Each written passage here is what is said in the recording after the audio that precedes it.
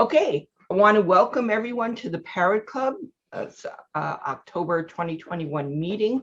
We're very happy to have with us today Corrie Butler, Facility Manager for Rhode Island Parrot Rescue, one of the premier exotic bird rescues in the Northeast. And they do rescue, rehabilitation, and rehoming. And we're going to start with a live tour, and then we'll do a Q&A. So I'm going to turn this over to Corrie. Hello, can everybody hear me okay? Yes. All right, perfect. So I'm going to walk out as if you were coming in the front door. I needed to stay somewhere quiet until we could get to this point. So forgive me for the background noise, but I guess it's to be expected. And I'm going to turn the camera around. There we go. Whoops, sorry about that, wrong button. We have our little Halloween celebration here on the front door. So this is what you see when you come in our front door. Lots of birds, lots of cages. A little bit of a retail area here. We try to celebrate for each holiday. Just somebody that should be very familiar to people that do follow our organization. This is Tango. He is our ambassador. Tango's about 6 years old. He is a scarlet macaw. You say hi. So this is our ambassador. We tell him he has the prime real estate here because he has the big, huge front window. But one thing we do try to do here at Rhode Island Parrot Rescue, we have high expectations for our adopters. We do put them through the ringer. So we put our parrots in the biggest possible enclosures that we can handle. Tango is in a, as you can see, I'm trying to get it mostly in the screen here. So this is the typical cage size that we put all of our macaws in. This does allow them to stretch their wings out fully, make a complete turn. So they get a lot of area and a lot of exercise to move around in. So I guess what I'll do is kind of take you around and introduce you. This is Thumper. Thumper is a Harlequin. Sweet boy. We are not sure of his age. We do know he is blind in his right eye. Doesn't seem to really bother him at all. This is our little Racker, our only medium-sized macaw. He's one of my favorites. Don't tell anybody. Don't tell him anyway. I think he knows. But he's adorable. I will tell you that we are over, well, I don't want to say over capacity because we've had a lot more birds in our facility than we do right now. But we are about the fullest we've been since before the pandemic hit. And obviously, I think a lot of that has to do with people kind of going back to work and just people having to move. So this is Brady. Brady's a blue and gold. I'm just kind of going down the row here. And we have little Miss Simba. Hello. Hi. How are you? Would you like a treat? Would you like a treat? See if I can get her to. Hi. Want this? So I recently put, you're going to notice a little bit of a difference. I recently painted my fingernails black. Really poor decision on my part. The birds are like, what the heck is going on? Your nails are never black. So you can see she's like, I'm not so sure if I'm going to grab this nut. Come here, sweetheart. Come here. It's just me. Come here. It's okay. Look. Come on. There you go. Good girl. Good job. Hello, Lala. Hello. How are you? We also do boarding at our facility, and Lala actually came to us as a boarder. Her family was experiencing a difficult situation. So unfortunately, Lala is still here after many months. Her family is just not able to accommodate her right now. Unfortunately, so Lala gets along really well here. She has a good time. She enjoys going out to our aviary, which I'll show you here in a little bit. Hi, hello. Did you need some screen time? Can you say hi, Sarge? Would you like a treat? Yeah, here you go. What a good boy. Yeah, you're a very good boy. I'm a sucker for those big red poofs. I don't know if anybody else feels the same way, but those big red poofs get me. So we do have a lot of smaller birds as well. We call this Budgie City. We did have 19 budgies all in a huge flight cage at one time. They were kind of dropped off on our doorstep. So thankfully, in this particular flock that used to be 19, there are 6 left at this time. And I did work with the Johnson Police Department about a month and a half ago. These little guys here, there were 5 of them that were left abandoned in a basement.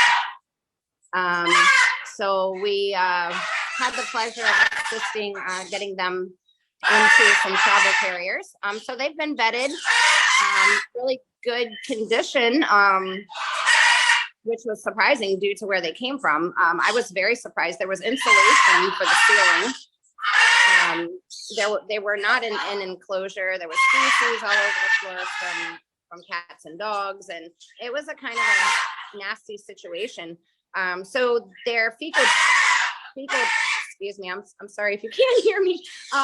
Their fecal did come back with some yeast in it. So obviously we've had them on some apple cider vinegar for a while. We've got them eating a really awesome diet. These guys here, I have never seen budgies devour their chop like this little trio of 5 right here. They're super cute. So I'm glad they were able to end up here. So that's pretty cool. Yes, guys, I know, I hear you. This is about to be one of the sweetest little cockatiels I think I've ever met. You want to talk about a whistler? Whoa, boy. So the name is, this is a really cool name. It is pronounced Sarah, but we've been calling him Seraph because, as you can see, he's got some pretty bright cheeks. He is gorgeous, and what a dream bird. I'm telling you, he's so sweet. He is eagerly awaiting someone to come and spend some time with him. I think he's ready to be back in a home again, obviously. You can tell he was super well taken care of and loved. He's just really cool. We did have, or we still have, lovebirds. We have 3 pairs of lovebirds. So this is Becky and Paul. I'm hoping you can see them here both in my screen. Hi, cuties. Looks like Paul's a little sleepy. And then we have Mars and Nova. The lovebirds are so cute. We have Stevie. Hello. So Stevie is actually going home on Monday. That's why he's like, woo, I'm excited. I'm excited. Woo. Yeah, I would be too. Yeah, I know. All right, so I missed some smaller birds around here. So we are in the middle of a transition period. We have a new round of quarantine coming in beginning tomorrow. So we are a little crowded on the main floor. We have a back room with a lot of medical patients in it right now. So we have some special needs birds, more so than we have recently. So I'll talk to you a little bit more about them when we get there. This is Lulu. Lulu is about 11 years old. She's fairly new here. She was a chronic egg layer there for a while. Hormonal little mess, but she's getting along really well, actually. She's a very sweet bird, super well socialized, but she was one of those birds that were kind of really coddled and spent a lot of time with her owner, maybe too much, because then the owner had to go back to work and life changed, and Lulu was kind of distraught because she wasn't able to spend as much time out of the cage and around her people as she had been used to spending. So Lulu is a really, really, really, really cool green cheek. She's gonna come say hi. Do you want to come say hi? Come here, honey. Come here. What are you eating? Do you have a raspberry? Do you have a raspberry? Come here. Do you want one of these? What do you want? You want a treat? She's so cute. Hi. Hello, little darling. She's very curious too, which is good. Hi. No fear in this little girl, huh? Would you like an almond? Here. There you go. Oh, that was a cashew. Yeah. There you go. She's very precious. And then we have Mr. Damien. Hello. Hi. Hello. Here, would you like a treat? Oh, not that one? Not what you wanted, huh? How about, let's see if an almond will work here. Hold on, buddy. Here, with this. There we go. All right. And if you know me, you know I love the Senegals. Come here. And there again, the black nails. So Vito and I are friends, and he's like, I'm not so sure. These black nails are very daunting. Come here, sweetheart. Come here. You know you want it. Come on. Come on, baby. Good job. Be brave. Be brave. Come on. Come on. He's like, I'm not so sure. Come on. Come on, baby. Good job. Good job. Come on. What if I leave it in your little finger trap here? Can I leave it in your finger trap?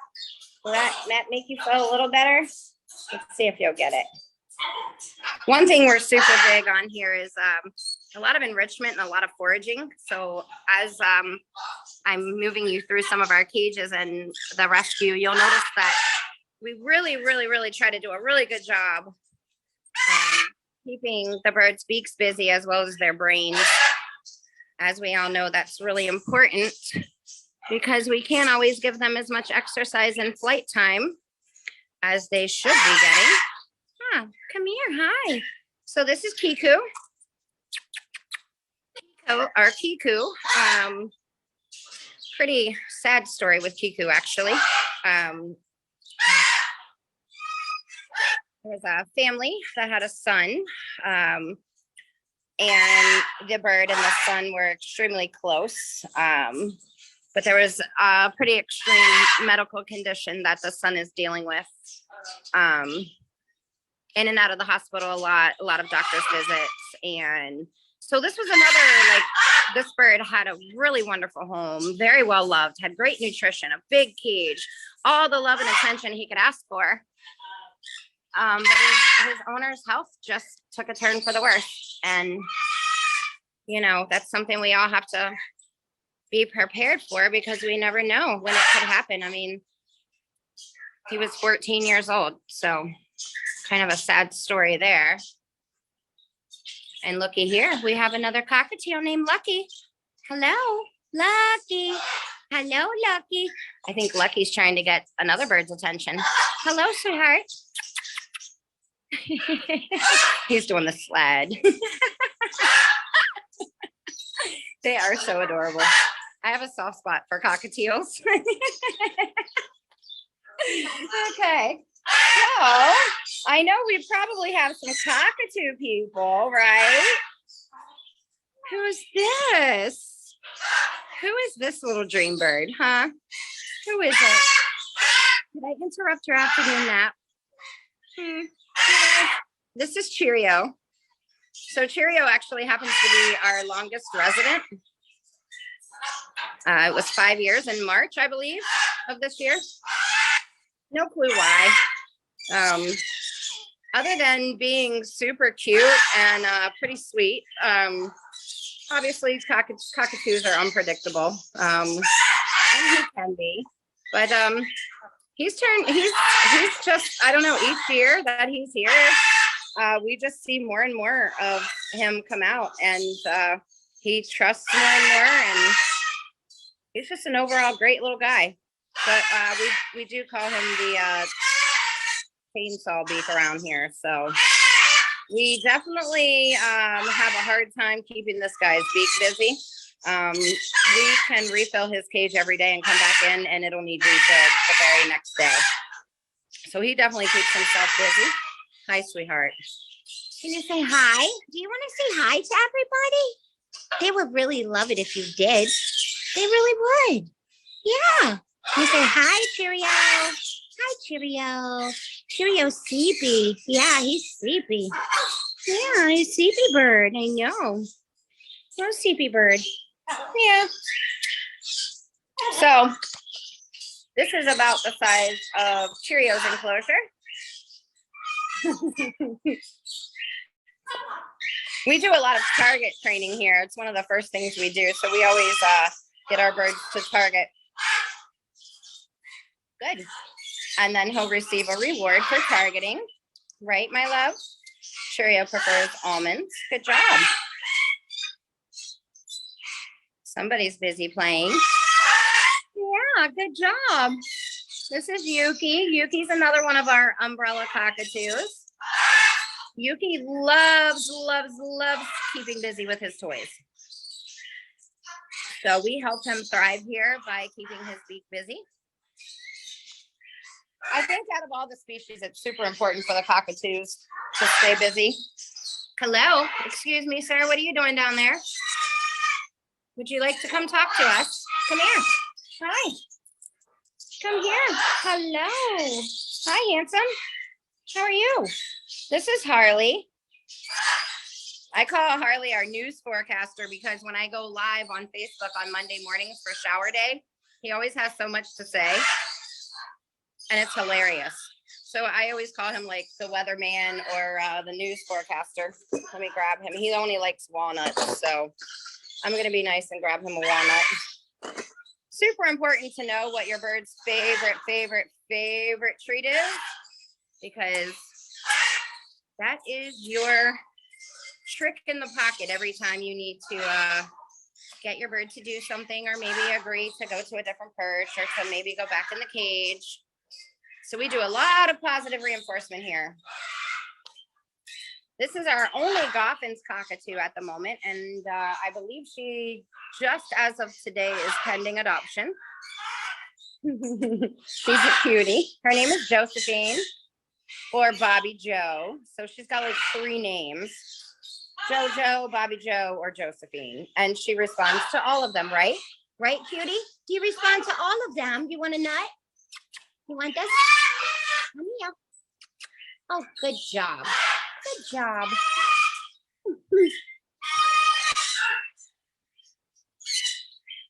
Hello, Rosie. What are you doing? Scared me there for a second. I don't find her at the bottom of the cage very often. Come here, sweet girl. Come on. Come here. As you can see, this one is Houdini.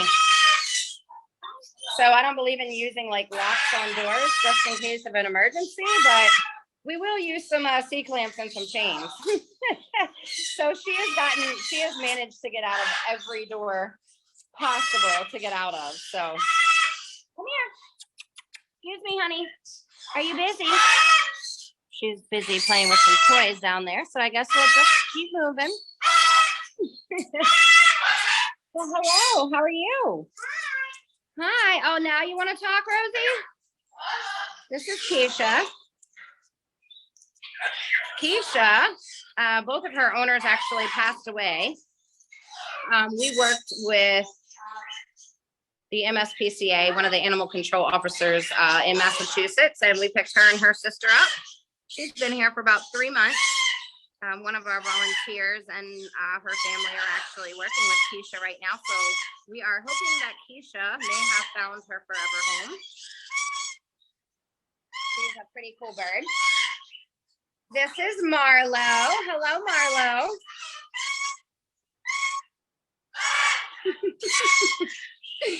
Marlo's not used to me coming up to the phone or to the cage with a phone yet. Hi, Malibu. You want to wave hi? Can you give us a hi? Hi. What a good bird. Good job. Hi. Did you like one? Good job.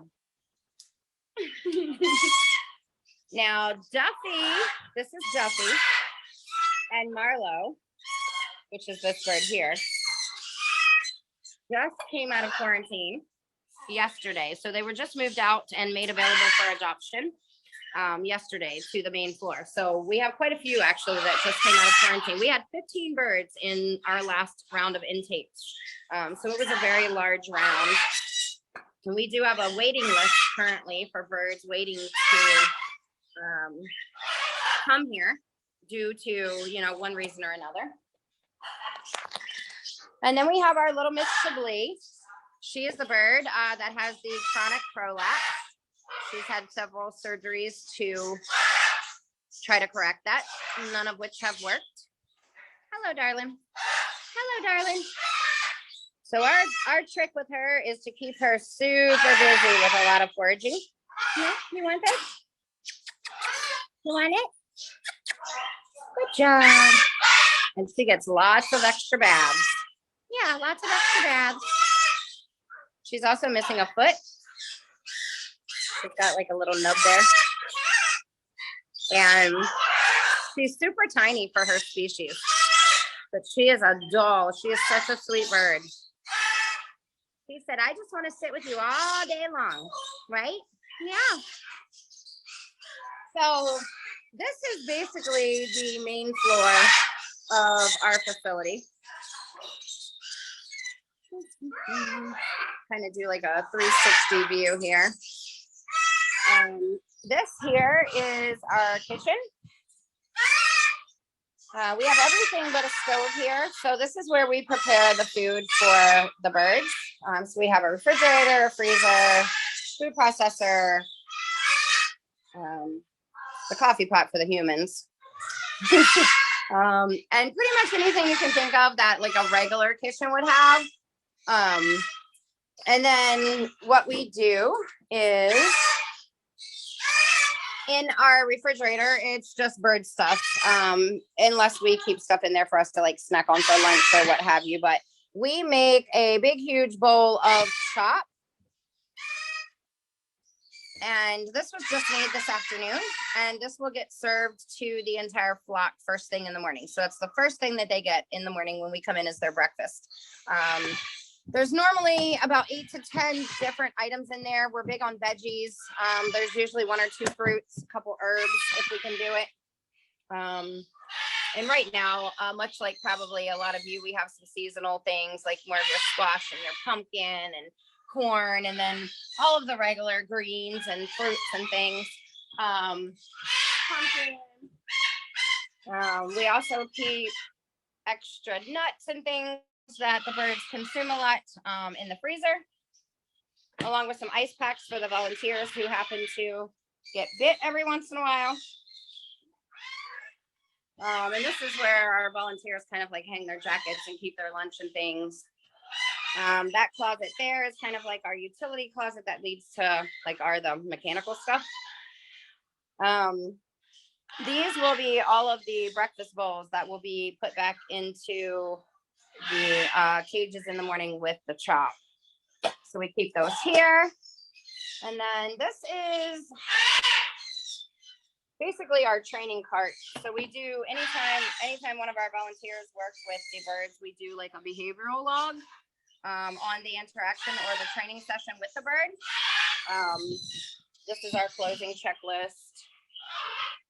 Just normal things like a maintenance sheet. So when we know when things are going wrong, we do have a checklist, a daily checklist that's completed for the main floor every day. Basically just anything and everything you can imagine, from changing waters all the way to sweeping, mopping, vacuuming, emptying chop, refilling nuts, and taking trash out, recycles, all that good stuff. So we do have a checklist for each room. This room right here is pretty fun. Turn the light on. We call this our storage room, but it's kind of like half a storage and supply room and half a toy making room. So every one of these, I forget what these things are called. The standing storage. I forget what these guys are called, but this is nothing but toy parts. So I would say 75% of our toys in this facility were handmade. And the only reason we're able to hand make it is because we are fortunate to get donations of toy parts that allows us to keep our birds super, super, super, super busy. So we have everything you can probably ever imagine. And it does get used all the time. It gets depleted and then we have to refill it. We do try to keep like ready-made toys. So this is a fun area to be in. And then the other side is more of things that we use quite frequently, like bowls, paper towels, cleaning supplies like your AvaClean and your vinegar, newspaper and perches, rope swings, carriers in the case of an emergency. So this towels, this is kind of what this area is for here. And then, so as you can see here, it says shift leads only, no exceptions. And I told you at the beginning of the call, we're kind of in a transition period. So this room is normally our quarantine room. Right now it is housing the birds that are current medical patients. And what I mean by a medical patient or maybe a behavioral patient. So in this room right now, we have so many birds that are requiring meds twice a day, or let's say their anxiety is so high that they just cannot handle it out in a larger area where there's more, you know, it's louder, the birds are screaming, there's more people, they need like a more low-key environment. So that's what this room is for. So we do have our flock of 5 green cheeks. Now, the reason we decided to keep these guys back in this room, little Madeline here is missing her beak, so she does require very frequent beak trims. And these guys like to come out of the cage, so the smaller area they have to come out and kind of fly around is great for them. And the birds that are smaller that are out on the main floor, they basically go out to the aviary and get flight time. So I'll show you the outdoor aviary here soon. This is a pair that we have. It's a blue crown conure named Todd. This is Todd. And this is Copper. Copper's like my week. So these little guys have been together for over 10 years. Todd's 14. I can't quite off the top of my head, I can't remember how old Copper is. But Todd has been having some seizures.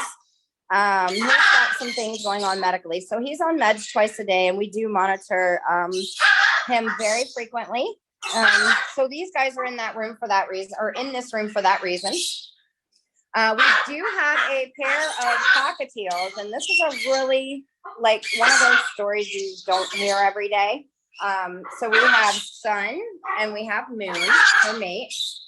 Sun and Moon we weren't expecting them to arrive at our facility, first of all. There was a gentleman who came in fully decked out in his Navy uniform. Young guy, 23, 24 years old. He was getting shipped out to San Diego. So he was going to be stationed out in San Diego, and he did everything he needed or thought he needed to do. He had his travel permits for his birds. He paid the extra travel fee. For some reason, the airline, whether we believe it was because the military is the one who purchased his tickets, he wasn't able to board with his birds. So he had to go to San Diego, California without Sun and Moon. And we've been in really good touch with him over the course of the past few weeks. And we are getting Sun and Moon back to him. So they're just going to be here temporarily. I actually spoke with him a little bit earlier today. We are pushing for the weekend of the 23rd, 24th to try to get these guys. Delta is the only airline right now who is allowing, I guess, birds to fly for a fee of $150. So that is our hope and dream. We are hoping that works out for these two. If all the information we've gathered thus far is correct, we're pretty confident we can make it happen. If we can't get these two on a flight and for some god awful reason it doesn't happen, we're going to call out for all of our bird supporters and see if we can't make a nice little train across the country to get these guys back home to dad. So that's our hope for these two. So hopefully they'll just be here temporarily. And then we have little Sunny, the sun conure. Hello, my darling. So the reason why Sunny's not on the main floor is not, he has nothing medically wrong with him.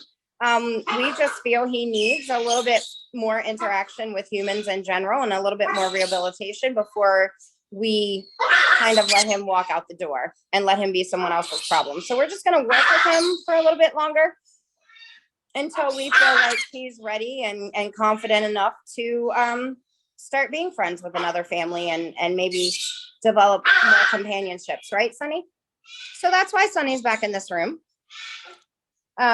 We do not ever market or advertise our African grays. I sometimes will even skip over them when I'm live in my videos. I don't do that for any other reason than I just don't want every Tom, Dick, and Harry calling or knocking at our doors for the African grays. And there's a few other species we kind of deal with the same thing. But this is I'm confident and I trust everyone watching here. So this is Zazu. Zazu was in one home, loved unconditionally. His mom found out she has stage 4 lung cancer.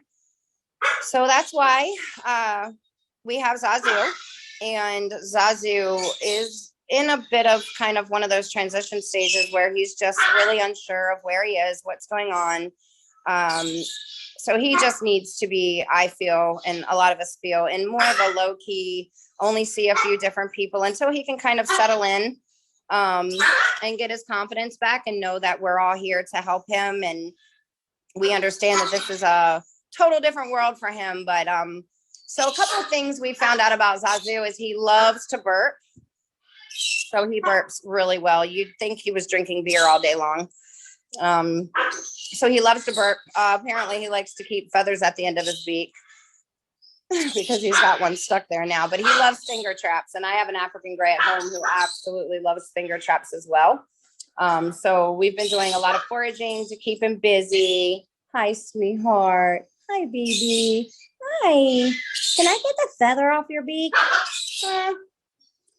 You can see he's got a little bit of picking going on. So we're trying to make sure that doesn't go anywhere. So he's a little stressed, but he's a good boy, right? He's a good boy. You want a treat? Yeah? I give him a treat. Here. Want this? Good boy. Good boy. And then we have this little beauty here. Hello. Hi. So this is a ruby macaw. This is the first ruby that I know of that we've had at Rhode Island Parrot Rescue. And I've been here for about 9 years. She is gorgeous. Her name is Rosie. She is about 41 years old, believe it or not. We did get a full blood panel on her. She's actually in pretty good condition. She had some low potassium, so we've been feeding her a lot of bananas. We did have to switch her diet. They came in, she came in with another bird and they were not on a very good diet at all. So she's actually adjusted really well to our, we do a mixture of Tropican and Tropamix. It's kind of like a good integration to pellets just because it has the fun mix in it. And most birds will at least find something that they like in the mix. You don't like pistachios. I'll give you one, but you're going to drop it. You want this? Here. See? I knew it. Yeah. She's a really cool bird. She was in one home for 41 years. Can you believe that? 41 years, one home. I think that's absolutely amazing. So the owner's wife, just, you know, everybody ages. It's kind of a natural thing that happens. And so she came down with some Alzheimer's and basically he's full-time taking care of her and felt it would be better if Rosie here and the other bird that she came in with were relinquished before it got to the point where he just totally couldn't handle things anymore. So that's how we got Rosie. And you want to talk about a perfect cross between a scarlet macaw and a green wing. I mean, this is like, I mean, I work a lot with Tango, our ambassador, the scarlet macaw, and I have a green wing at home named Queen. And she's definitely the perfect mix between like a feisty scarlet and a low-key, gentle green wing. Pretty cool bird. It's the first one I've ever actually got to interact with, so it's pretty cool. Right? Yeah.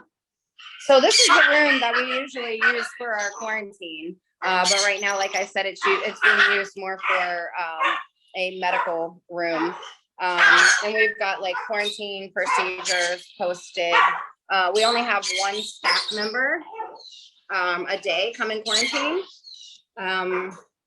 Obviously, most of us have birds at home and we have other birds here in the facility. And until we get all of our testing back, we're really strict on, you know, we don't want anything to travel through the rescue, basically. So we do have a checklist for quarantine as well, which is just here on the wall as we're going out the door. We also have a way to sanitize our hands. Also more sanitizer here on the door. I'll be back. This is what normally we use as like a small bird room. Normally we like to have our smaller birds in an area where we can let them out every single day and let them get flight time without having to worry about them landing on a macaw or a cockatoo cage and chance getting their foot bit.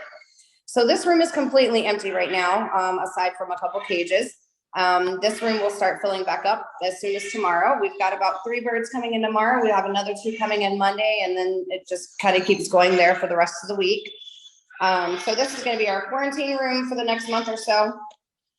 All of our rooms do have a window, which is nice. So we get some natural light in, and we also put the full spectrum lights as well above us, so the birds get the benefit of that. I will show you. We're also really big. I'll point this out. I know a lot of you already know this, but we're really big on our air purifiers. We have 1 in each of the back rooms, and we have 3 on the main floor. Super beneficial, especially if you have birds that are high in dander. I highly suggest you get yourself an air purifier. I have not been out here today, so bear with me. So almost time to bring the plants in, right? So this is our outdoor AV. Kind of like a out here, getting ready to have the change of season, as everyone knows.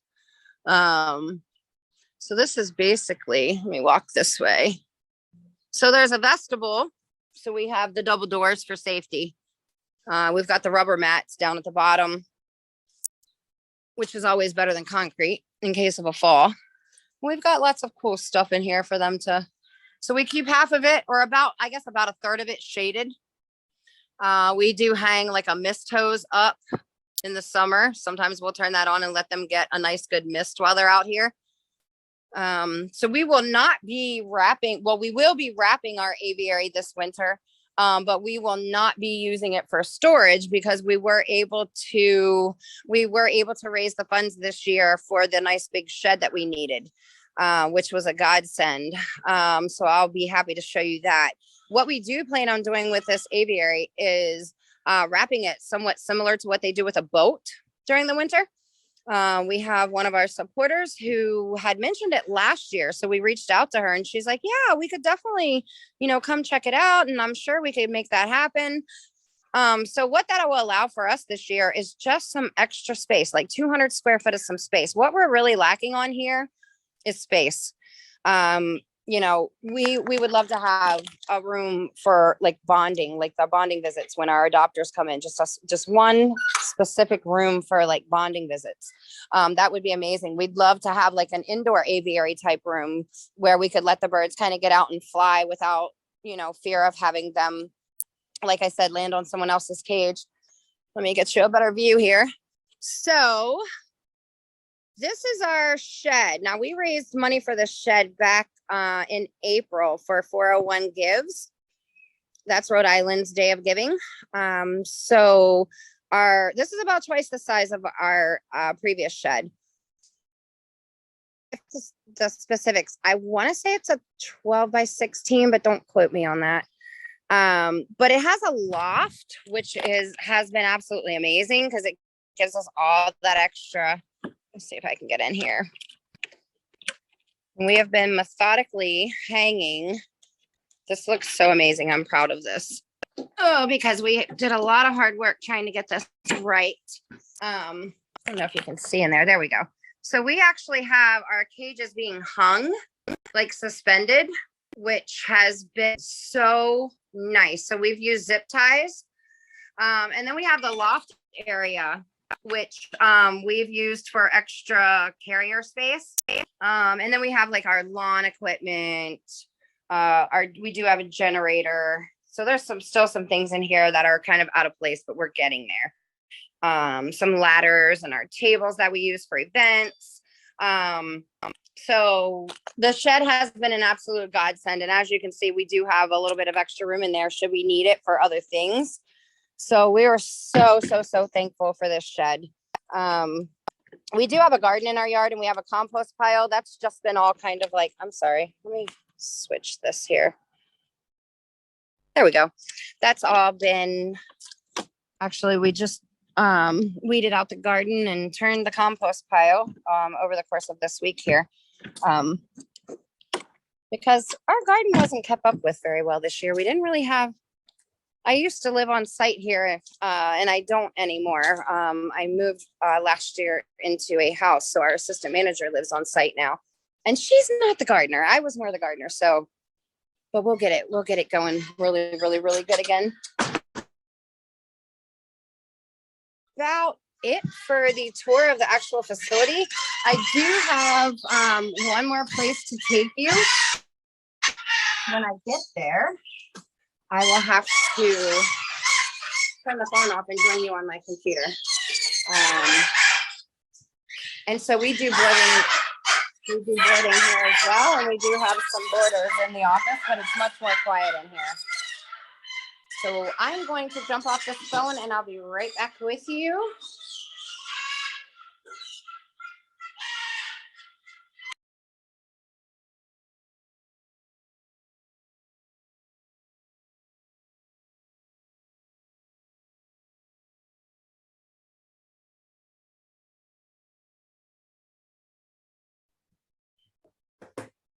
Okay, here I am. Oh, now I can see everybody. I couldn't see anybody before. Hi, Lori. Look at that cockatiel on your screen. I love that. Oh yeah, I put him up there. Isn't he cute? Yes. I didn't know they had that. I was like, oh, I'm gonna pick that one. How's everybody doing? Good. Excellent. What a wonderful tour. Beautiful facility. Oh, thank you. Yeah, I'm saying. So in the garden, were you growing green vegetables and greens for the birds? Yes. Our garden's been pretty productive over, the past several years. And this year I was kind of like, oh man, because I didn't think about it as much. So it's kind of one of those things, we don't have anybody much with a green thumb, I guess, around here right now. So we're gonna do better come next spring because it helps out a lot. It really does. Yeah, I'm sure it must save you a lot of money to grow your own vegetables. Yeah, for sure. I have a couple of hydroponic gardens in my house that I used to grow the greens and vegetables for my birds. Yeah, I've definitely gotten into that. It's pretty fun. Question I have for you, Corrie, because obviously, after what happened to foster parrots early this year, which was horrific, could you tell us a little more about, do you have sprinklers? Do you have direct lines to the fire department? Or what kinds of procedures do you have in place if you need to evacuate quickly or anything like that? Yeah, really good question. So thankfully, we have someone living on site. The fire department, which is a block away, We're blessed in that Yeah. aspect. They have a key to the front of our building. There's also a box on the outside of the door that has a key that is kept in it for any emergency, like police, fire, ambulance. It's like a special box that they give you that's on the side of the building. It's like a gray box. And then we have I guess you would call it a line of importance, so to speak. So if something like, let's say there was an emergency here, Christine's on site, she's the first one that knows, she would call me and then I'm going to get started. So I have my list and exactly what I need to do. So first of all, I put out a post for volunteers, a couple that live within a mile or two from our facility, they would jump into action. Do have protocols set up depending on what the disaster would be. So like, for instance, a hurricane is a little bit different than say like, oh my God, there's a fire and let's see if we can get as many birds out as possible, as quickly as possible. So we do have different protocols set up for each type of emergency. We have pillowcases in each room as well. Because let's face it, if you can't roll the cage out the door, maybe you can reach in with a pillowcase, grab the bird, stuff them in, and let's go, let's get them out the door.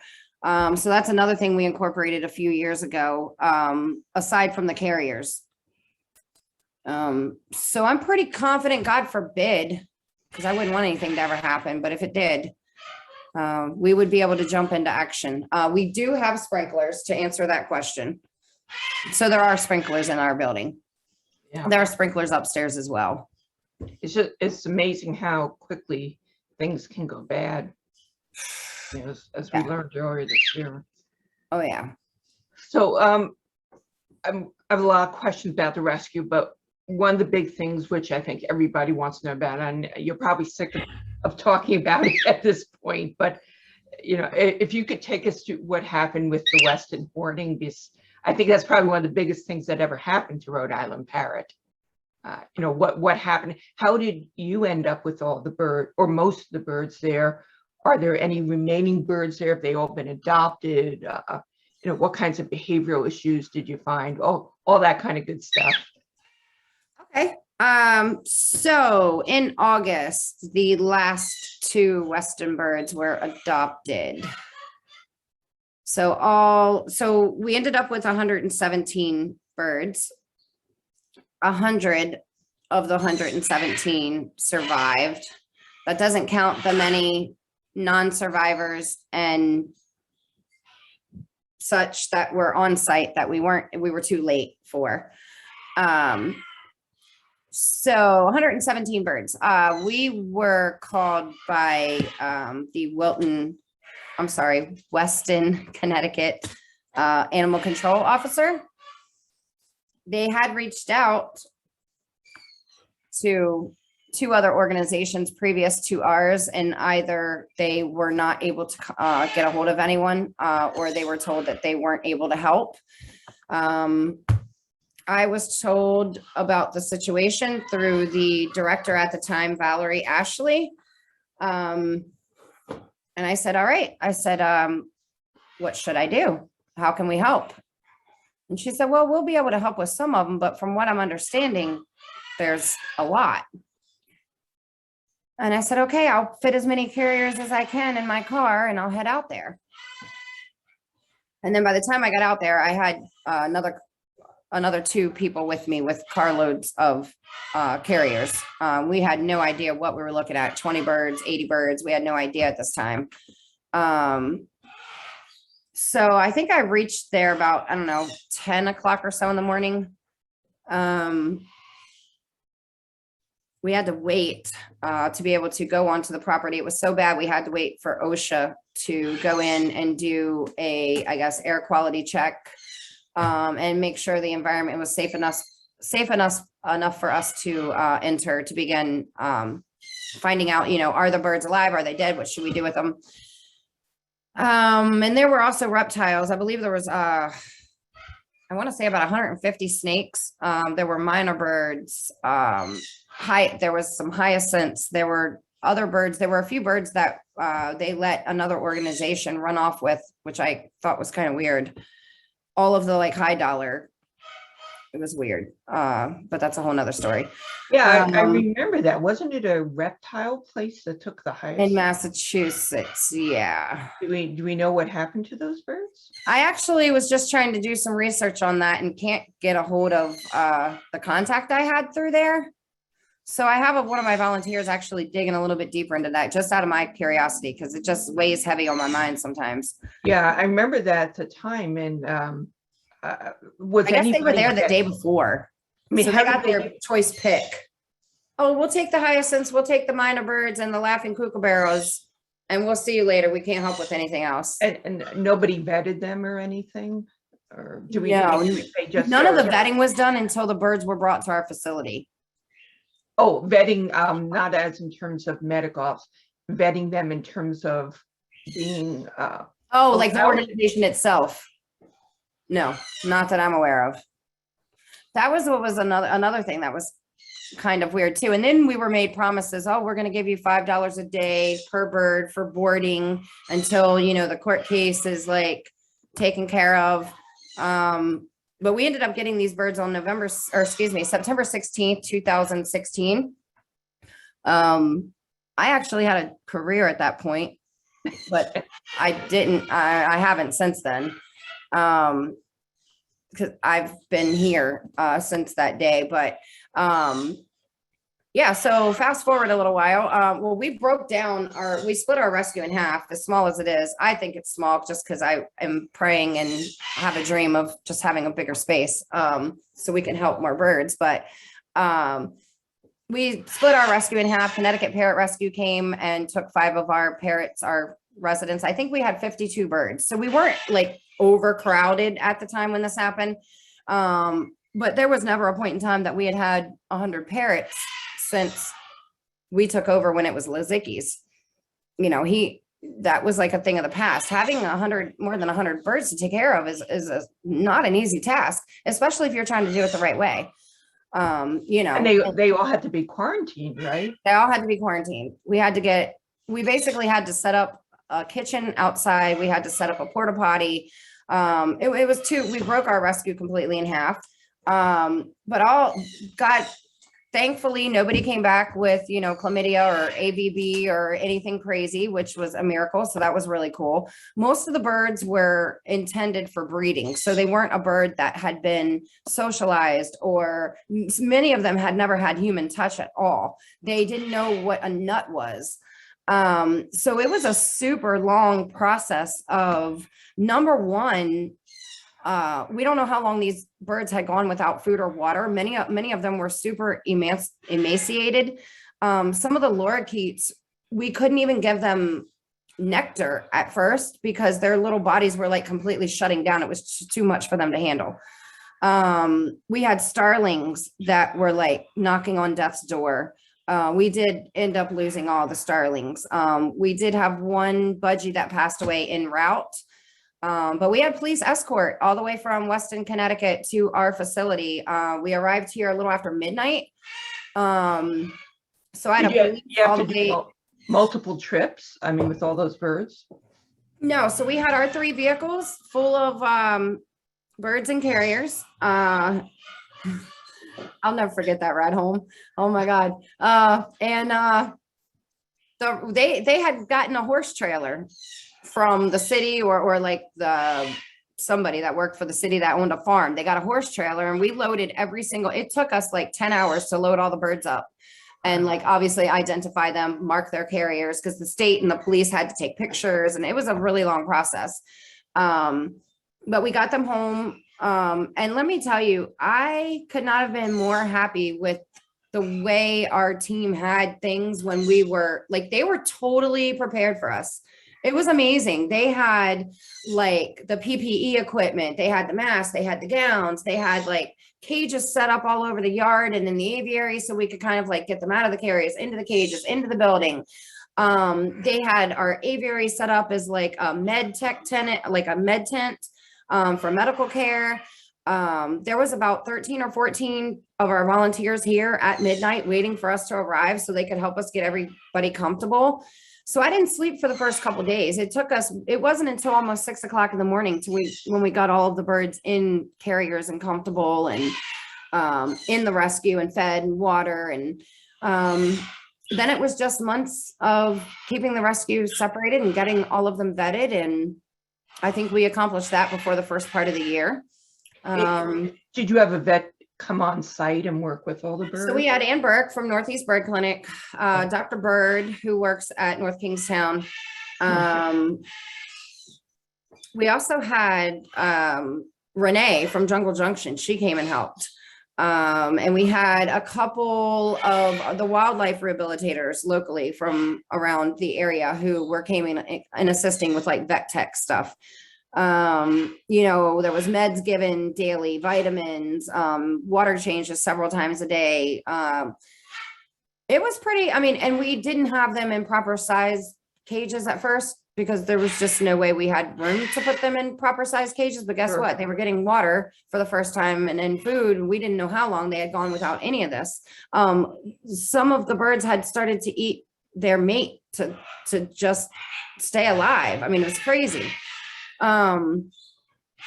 So we did the first few weeks was the hardest. That was the most emotional, because you never knew what you were walking into in the morning. You know, was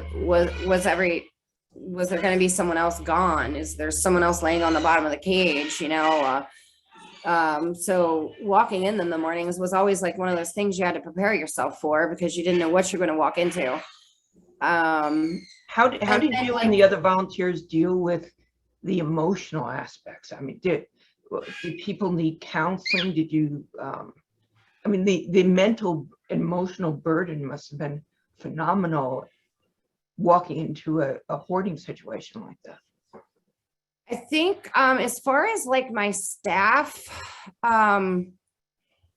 we were in like adrenaline mode for the first few weeks. And so it was like the fight response.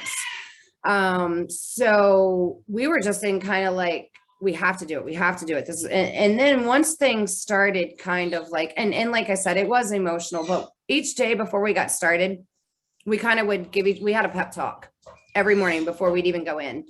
You know, and we'd assign tasks like, okay, you and I are going to attack this room. We're going to do this room. Okay, you do the meds. We'll do this.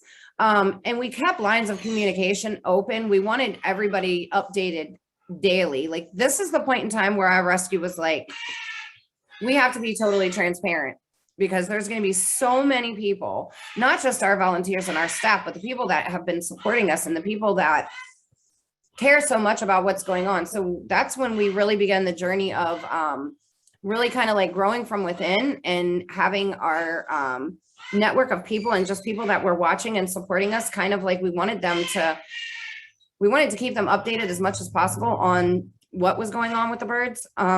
So we had a platform that we introduced for our volunteer staff.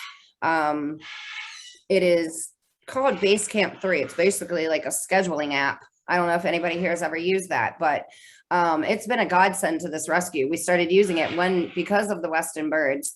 And we were able to keep track of like med charts, volunteer schedule, you know, management schedule, adoption appointments, just relinquishes coming in, anything you can think of, we're able to keep track of on this platform, which has really, really, really helped. So over the course of, let's see, from September 16th, it wasn't until the end of June in 2017 when we were finally given rights and basically ownership to the Weston birds. So they were in our facility for almost 10 months and we were just like, all of our programs were shut down. We weren't able to intake birds. We had no room. We weren't able, you know, we were so busy caring for these birds. I wasn't able to hold as many adoption appointments and trainings and things like that because we were just consumed. And you couldn't adopt any of the birds out till then. No, we couldn't. They had to stay with us. So basically we were just feeding them and caring for them and giving them vet care, but we weren't. And thank God for the donations and the support that we got through that process. Otherwise we would have never been able to do it. We would have never been able to give those birds. We would have disturbed them. It would have been an injustice to them if we would have not had the support that we received. I mean, it was just absolutely incredible. What about the behavioral issues? This is said many of the birds were breeders. Many of them had no human contact. So I assume you probably had to spend a lot of time working with the birds to get them used to humans and get them ready for adoption. Yes, some took a lot longer than others. And obviously there's so many distractions in a rescue setting. You know, you're not one-on-one.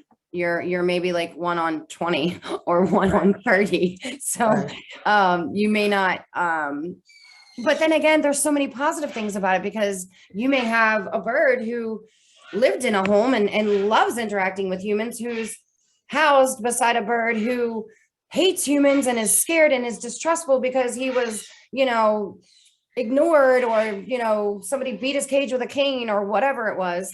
But he's watching everything and he's seeing the interactions we're having with the other birds. And we never skip a cage. So whatever one bird gets here, all of our birds get. Like, there's no favorites. There's no, oh, you're cute and you're easy because you step up, so we'll just play with you all the time. There's none of that. Another thing that we're big on here is, and this is something that you have to be reminded of a lot. We are a temporary safe landing spot for these birds. We are not here to bond with them and coddle them and have them on us all the time, because we can't take them all home. We are here to care for them properly, get their nutrition and their diet where they need, where, you know, let them form bonds and of trust again, and understand human behaviors and what we're trying to ask of them, just like we have to start understanding them and what they ask and are needing from us. So we're really big on nothing but behaviors and training. If one of my volunteers has a bird out for more than 10 or 15 minutes, hey, that's on the verge of, are you taking this bird home? Do you have room in your life or in your home for this bird? Because if not, you're not doing this bird justice right now. You're actually doing him injustice. So when you get a bird in that's a biter or a screamer, whatever the perceived negative behaviors are, do you work with that bird then to get them ready for adoption before you put them up for adoption? Absolutely. Yeah. So in order to, if you have a behavior that you're trying to curb or get rid of, you have to have another behavior to replace it with. So if you're wanting your bird to stop biting, well, what behavior do you want him to replace that biting with? So I think well, biting is the easiest thing to get a bird to kind of just stop doing. And most of the time when a bird bites, it's the human's fault anyhow. Unless you own a cockatoo.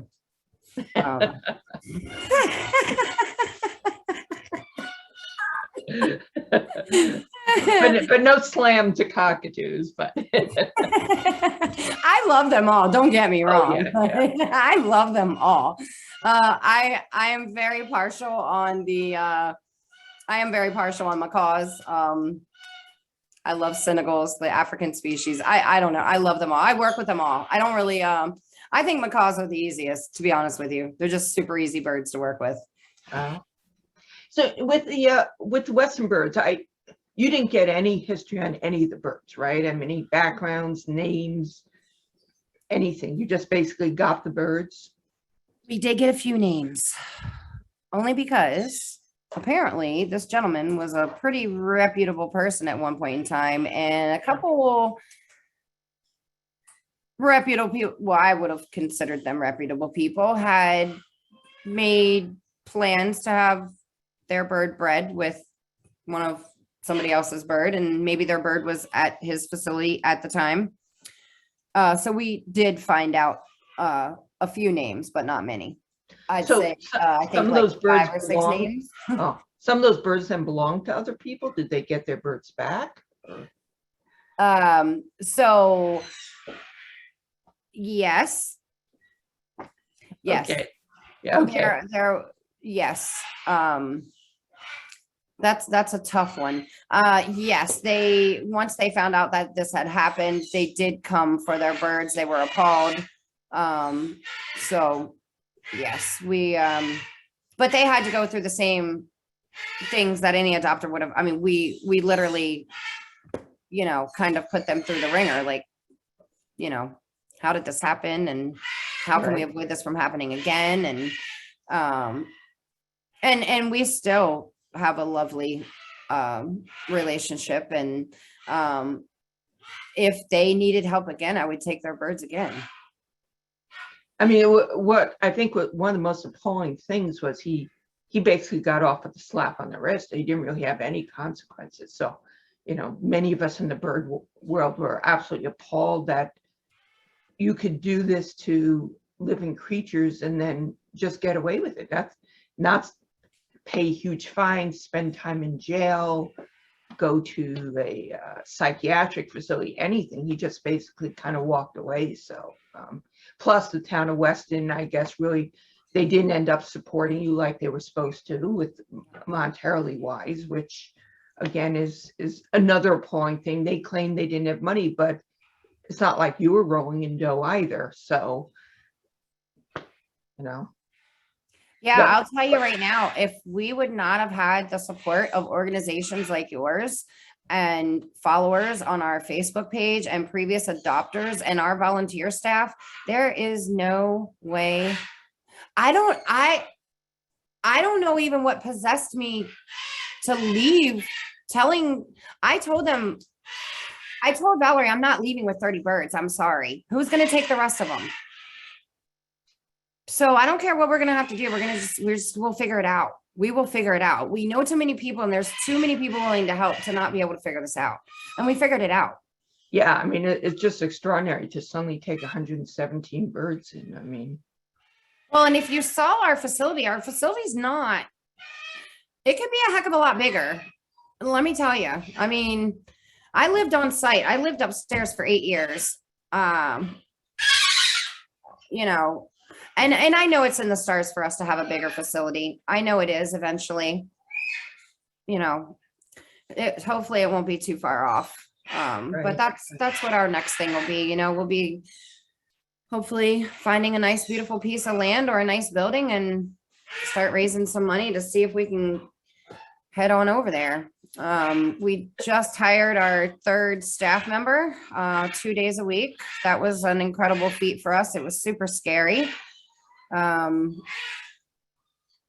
You know, so he's going to be doing a lot of grant writing, and we're going to start approaching the world of corporate sponsorships because that's kind of what we really need right now. right.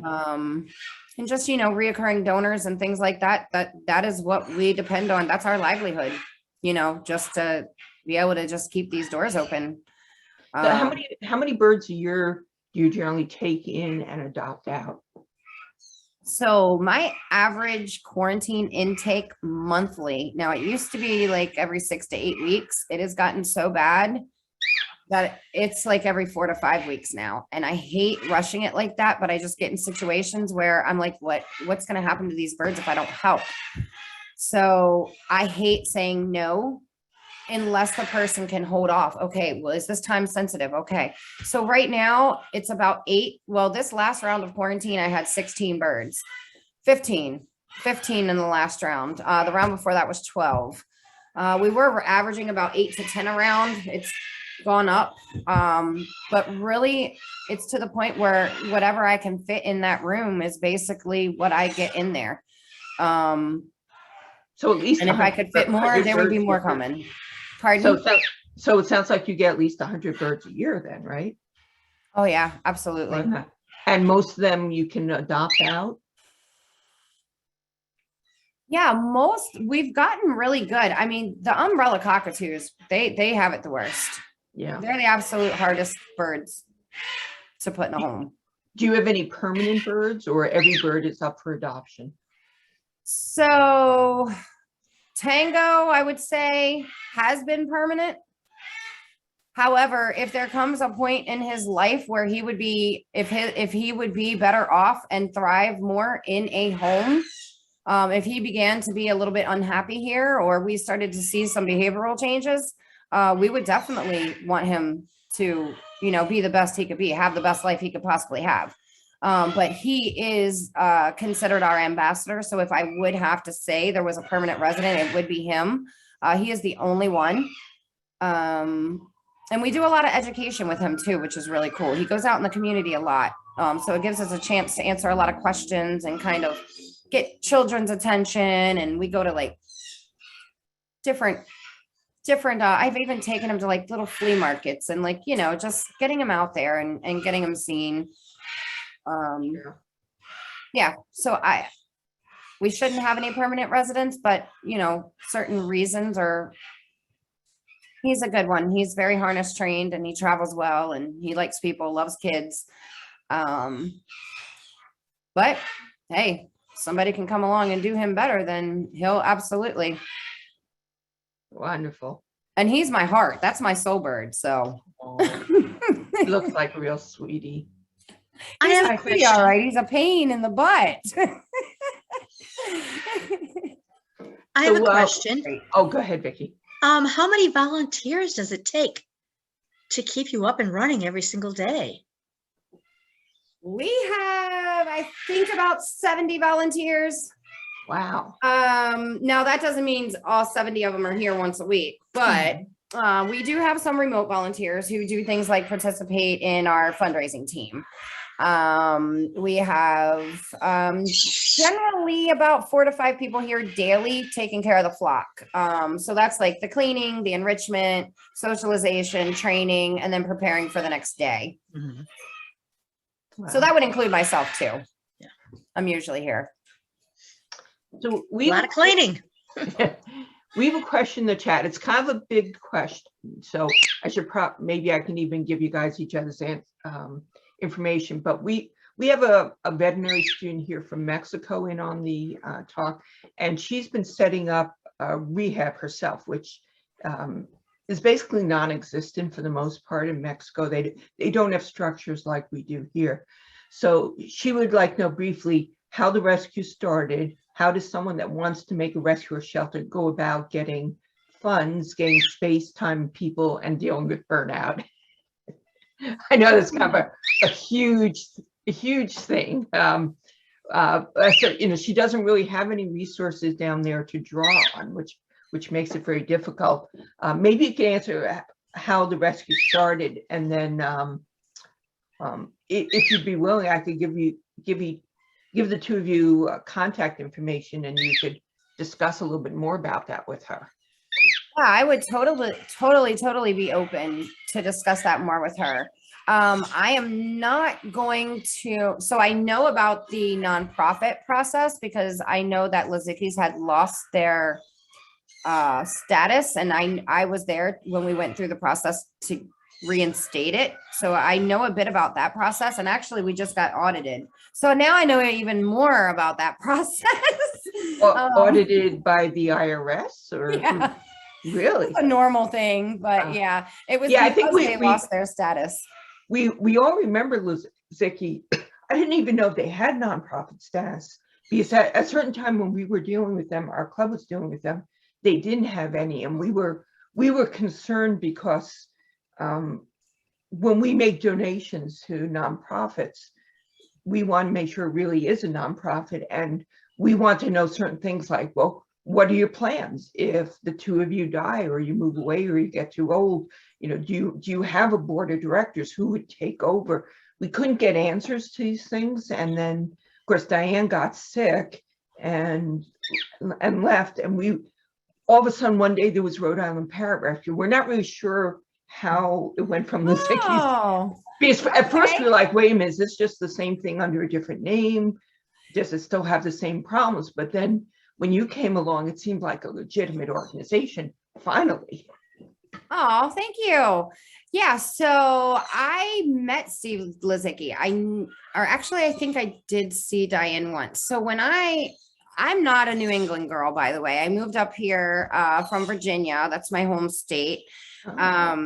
So when I moved here, didn't know anybody, no friends, nothing. But I had a parrot that's another story, but I really wanted a parrot. My dog passed away the first week I was here. And I was like, you know what? I would love to have another parrot again. So I was looking for rescues because I knew that I wanted to volunteer and I wanted to do it the right way, and made sure it was a really good fit. So I ended up somehow Valerie Ashley answered the phone, and I ended up having like an hour-long conversation with her, who still today is one of my really good friends. So Steve Lizicki, do you have something to say? You want to come out? Steve Lizicki and his wife, I guess they had good intentions, but medical and health wise, they were both to the point. They were not doing their rescue or any of the birds justice anymore. And if you were trying to adopt a bird for him, almost all the birds were his personal birds. So Yeah, they basically wouldn't adopt out. That was another problem we had. yeah, so It's a fine line between a rescue and hoarders. oh, absolutely, absolutely. So I'm hoping you can still hear me. This is one of our boarders. I'll just give him some. Come here, sweetie. He's a riot. Come on. Come on, you can come. So that's Kiku. So yeah, so I started volunteering when the facility was still Lizicki's and it was located in Wakefield. So how did it become Rhode Island Parrot Rescue? The building that Lizicki's was residing in Wakefield was sold and they were going to tear it down to rebuild something else. And so they were raising money. They had a fundraiser, I think Erica Collins put together, and raised about $14,000. That was when I became part of the organization. I started volunteering at that time.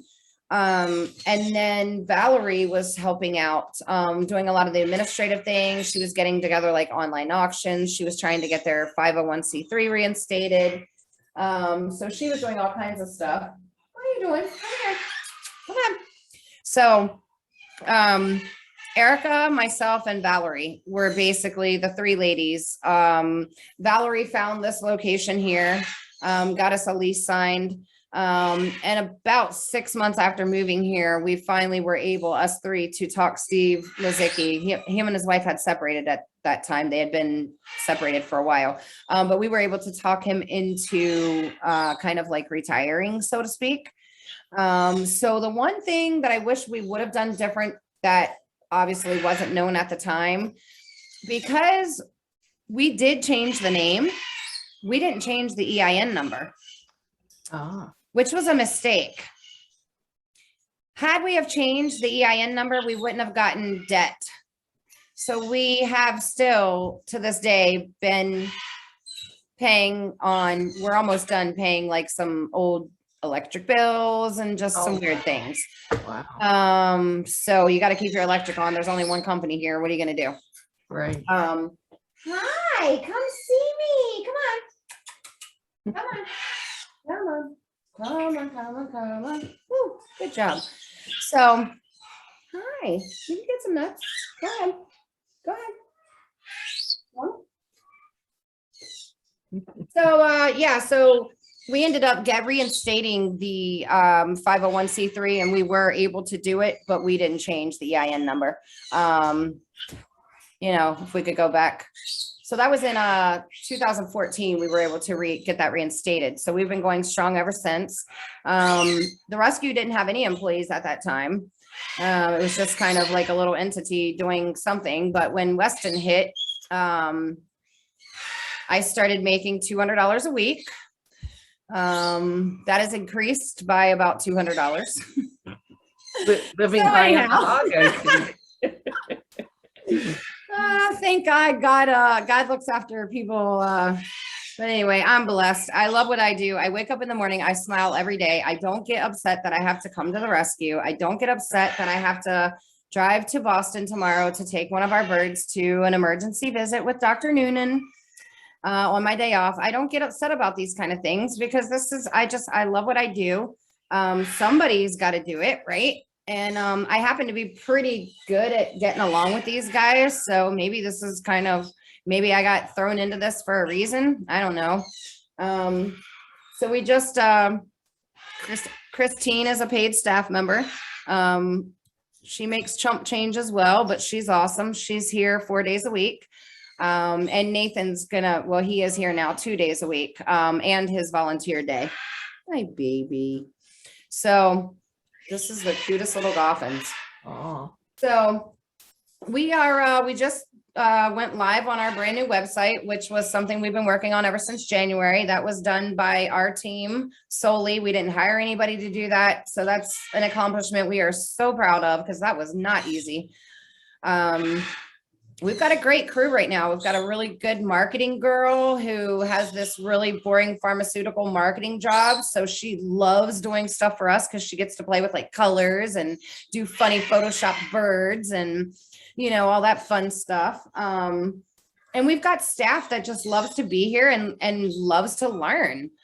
And I mean, this place has always been my happy place. And I think as long as like people look at it like this is their happy place, that's what really like keeps us so healthy and thriving, is because it's just really a good place to be. The birds are happy. We learn something new he is trying to have sex with my hand. Excuse me. What are you doing? Sorry about that. I was like, wait a minute, get out of here. But yeah, it's a new experience every day. You know, it's never the same, which keeps it really fun. And we just try really hard to keep ourselves educated, like as highly as we can on all the newest everything, newest behaviors. We're both still in the Parrot Project, which is part of the Animal Behavioral Center through Laura Joseph. That is a really good resource for parrot owners. We update our own little educational course that we have all of our adopters complete. We update that really frequently just so we are putting out as much correct information as we can put out. So these guys have a really good shot at like having the best homes they can have, you know? When you adopt birds out, do you make sure the people have appropriate sized cages and toys and food and all that? Yes, we do. So I'll tell you about the process. It's pretty simple. They submit the app through our website. We email them to set up a telephone interview. So we check references, we complete the telephone interview, and at that point, if we want to go ahead. So reasons we wouldn't go ahead. If you just got a parrot within the last 6 months, we're going to want you to hold off 6 months at least. If you just brought a new dog or a cat into your home, or even a baby, you don't have any business bringing a parrot into your home. At least we don't think so. So, you know, those would be the reasons we say, hey, you might want to come back in 6 months. But otherwise, we will schedule them in for for a tour of our facility. So somewhat like you did today with me, we'll just introduce them to our flock and some of the things that we do, show them the cages and why we set the cages up the way we do. And then we schedule a home visit. So we get the home visit over and completed and approved before we will allow any like bonding or hands-on interaction with the birds. You are so crazy. So once the home visit is approved, that is when we give them a login password information to our education course. So that's when they can start working through that at their own leisure. And then we schedule them in for bonding visits, or otherwise known as like speed dating, whatever you want to call it. Those bonding visits are generally about an hour to 2 hours, depending on the distance that the adopter is traveling from. So we do try to accommodate people coming from longer distances. And those are hands-on appointments, and they are guided appointments. So for instance, if you were looking to adopt Kiku here, I would have you do the same exercises that I did with Kiku to learn his behaviors and learn to start interacting with him. And I would have the adopters do that hands-on over and over until they're comfortable. So we give them a lot of experience in behaviors and body language and training and, you know, stationing your bird. We even talk about clicker training and teach them how to do clicker training with their birds if they'd like to. We also talk about, I was showing one of my adopters today who's actually interested in adopting one of these little Energizer bunnies. I told her to look up My Reading Pets. Very, very interesting, super cool thing. If someone has the time to get into something like that, it's great for your birds. That might be Mr. and Mrs. Hopper. That might be something you might want to look up for your pretty Amazon there. We actually had Jen talk to us a few months ago. Oh, did you? I'm gonna yeah, have to look it up. Did She's you? phenomenal. Yes, Yes, I love her. I got to meet her. She's really amazing. Yes. Her video with us is posted, but yeah, she's it's really amazing what she does. It all makes so much sense. Could you repeat what that was that you thought would be good for us? Oh, that was Jennifer Kuna. I can send you, Joan, I can send you the link on our YouTube channel. She does this, she works with birds and tablets and reading, and basically she gives them choice in their lives so that they can choose what to eat, they can choose what to do for the day. And it gives the birds so much more agency over their lives. It's really incredible what she does. I would love it. Please do. Yes, yes. Yeah, I'll send you the link afterwards. So, yeah, it's very interesting. Corrie, I have to ask you, how did you get that cockatiel on your screen? That's some sort of a Zoom overlay? So if you go into your backgrounds, it should give you the option. I think it was a background. Yeah. But this is not a back. See, I have a background up right now, but your or maybe it was like a border. Check the borders. It's a border. Interesting. Maybe it's a border. It was new. I found it today. I'm like, whoop, whoop, because I was going to put the little lights all the way around. Yeah. And I'm like, oh, I found a bird. How much better does it get? And in my opinion, it's the best bird, but right. I'm a little biased. So, That's so okay. I should open up. I've been kind of hogging this. Does anybody have any other questions for Corrie? Anything you'd want to know about Rhode Island Parrot? Oh, and of course, I will send the links out afterwards, but I guess it goes without saying that you wouldn't mind getting some more donations. If people would like to donate, I'll send the links out. Volunteer, come volunteer. Come volunteer. Yeah. Rhode Island Parrot has a lot of fun events all through the years. So I encourage everybody to sign up for the email list. I'll send you the link for that so you can learn about all the different events they have during the year. Yeah, I mean, if you were a little closer, I would love to volunteer. I know that would be incredible. It's like an hour and a half each way to get to you, unfortunately, but I would love probably why I haven't been out there before yet. And I do have to say, by the way, your facility looks immaculately clean. I don't know how you keep it so clean. How do you bathe the birds, by the way? We use those big garden sprayers, kind of like you would use for your gardening. And you just spray them while they're in their cages? Yeah. Well, we do have the mister in the aviary for like the warm weather. It's like the hose that we put around like the top middle, and it puts out like a mist. I don't know if you're familiar with those or not, but other than that, we give them showers twice a week during the winter, 3 times a week in the summer. Generally while they're in their cages, just because we can kind of just hit them all at one time going on down the road or down the line. I do go live mostly every Monday morning on Facebook for showers, usually around 10 a.m. Oh, that's nice. I have to make myself do it sometimes because Monday mornings aren't always my favorite morning. So I have to make myself get on there. I'm like, what am I going to talk about today? Sometimes I feel like I'm like the most boring person. You got my earring, you little turd. That's okay. I got it. He's such a little scamp there. I forgot he likes earrings. I've got, nope. So you board birds in there, and people can board birds there in the office? Yeah, so I used to board birds upstairs when I lived upstairs as well. And sometimes I would give the owner, like the option. Come here, baby. Come here. But generally I will board them. Step up. Good boy here. Generally I will give them the option. So some people don't mind having, like, some people's birds prefer like a more, like they'd rather be on the main floor with the rest of the birds. And some birds would rather be in here. Like this one, he'd much rather be out there with all the rest of the birds. I know for a fact he would. But he's so cool and he will interact with anybody.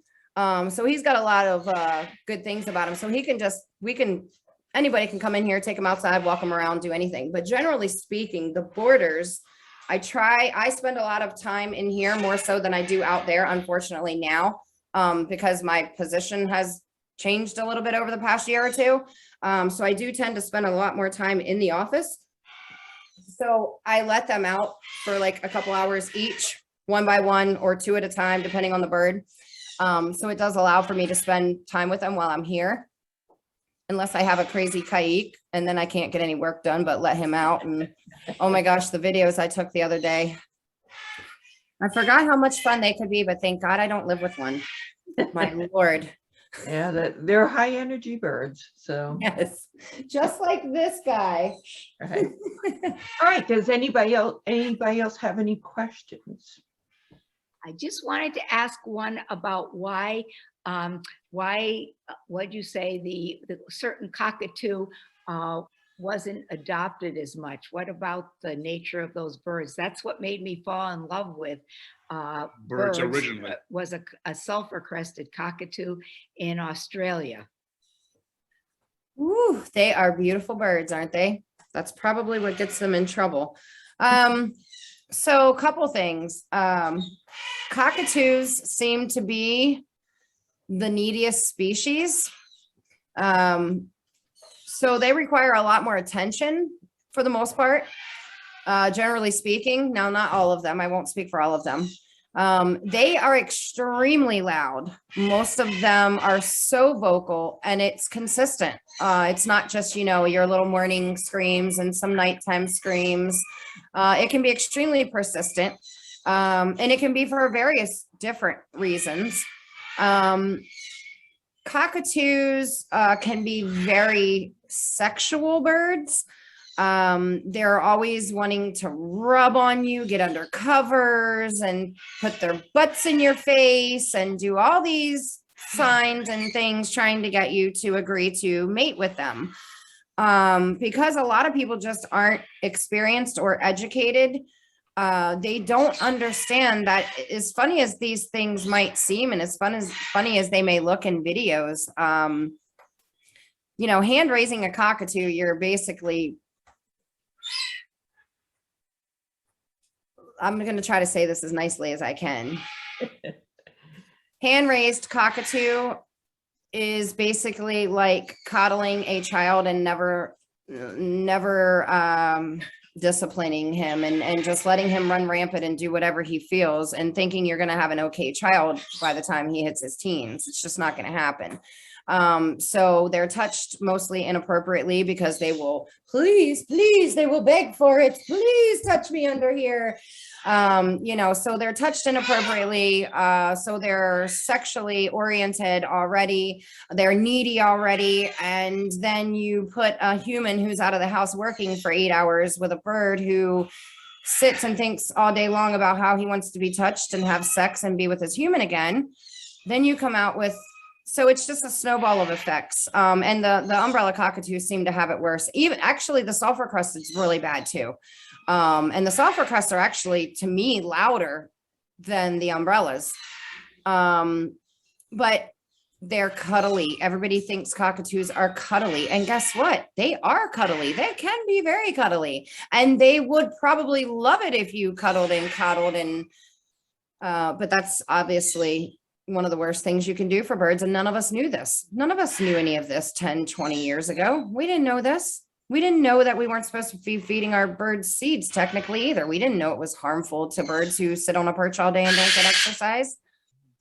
So we didn't know we weren't supposed to be touching these guys under the wings and down the back. And we didn't know what comes because, what is reciprocated or what do we have to deal with years later because of these things that we're doing. And psychologically, I just think that they're the most damaged species. And it's because of being hand raised and coddled and not knowing how to be a bird or not knowing how to be independent. Birds, it's okay for your bird to be a bird and have independent play. It's very important for them to have that because what's going to happen when you're not around anymore and the bird has to go without that for a year or two until he can find someone else to give him that again. Yeah. So that's why cockatoos they're so sweet, and they want you to be rubbed and they want to rub and touch on everything, and and that's kind of the root of their demise, I guess, unfortunately. That and the biting too. Yeah. They can really kind of lay you open. So Oh, yeah. Yeah. but yeah, I mean, a lot You of get a people sexually frustrated bird, you get a bird that'll bite you real quick too. yeah, I mean, the larger cockatoos really have no business being in the pet trade at all. No, Uh-huh. no. They're really, a lot of them are unpredictable, and it's not their fault. They're a wild animal, It's the number one given up parrot. So It absolutely is. and it's really, really hard to place them. So The umbrella cockatoos end up staying in our rescue longer than any other species. right.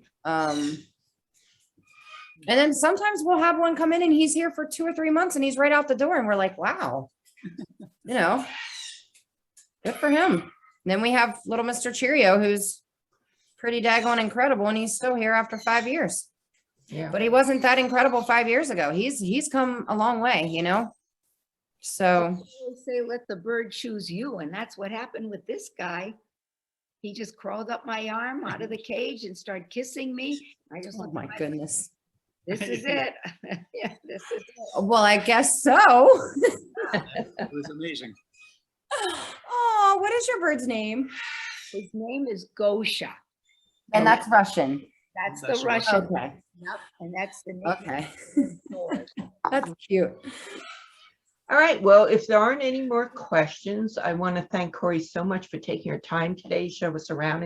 It's a gorgeous rescue. I encourage people, I guess right now you're closed, obviously because of COVID, but you have lots of events going on. So I encourage people to sign up for the newsletter, to donate if you can. Obviously, keeping birds like this and finding them homes and all that is not inexpensive. So I'll send all that information out when I send out the video information.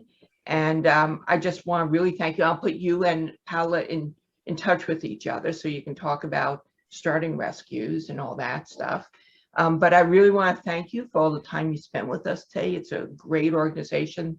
Our club has supported you for as long as Rhode Island Parrot's been around, because we were supporting back when it was Lizicki's. So we will continue to do so. And I want to wish everybody a happy October. And thanks again, Corrie. And wish everybody a good day. Thank you. Thank you. Thank you, Amy. I really appreciate it.